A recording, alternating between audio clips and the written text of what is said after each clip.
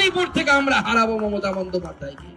আপনারা তদন্ত করুন আর এই চোরেদেরকে ধরে গড়াদের ভেতরে ঢোকানোর ব্যবস্থা করুন। মুখে বাংলা বাংলা করলে আর বাংলা খেলে বাংলা হয় না। বাংলার সংস্কৃতিকে যদি কেউ অপমান করে দেখেছে হচ্ছে মমতা বন্দ্যোপাধ্যায় করেছেন। তৃণমূল কংগ্রেসের নেতারা হয়তো ইতিহাস ভুলে গেছে।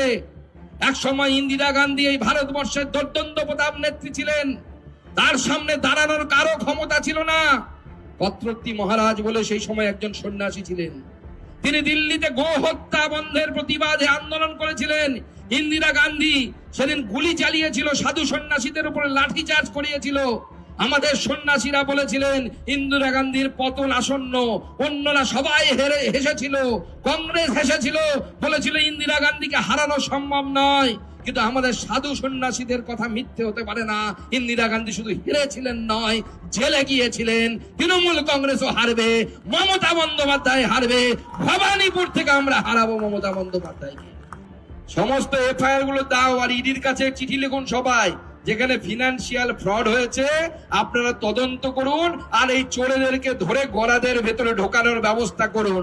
আর না হলে আমি গ্যারান্টি দিয়ে যাচ্ছি, বিজেপি সরকার আসার পর বিজেপির পুলিশ এদেরকে কান ধরে জেলের ভেতরে ঢোকানোর ব্যবস্থা করবে, যারা জনগণের টাকা চুরি করেছে।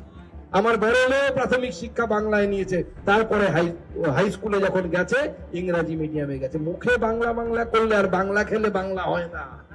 নিজের জীবনে বাংলা আনতে হয়, নিজের বাংলার সাহিত্য সংস্কৃতি সম্পর্কে জ্ঞান থাকতে হয়।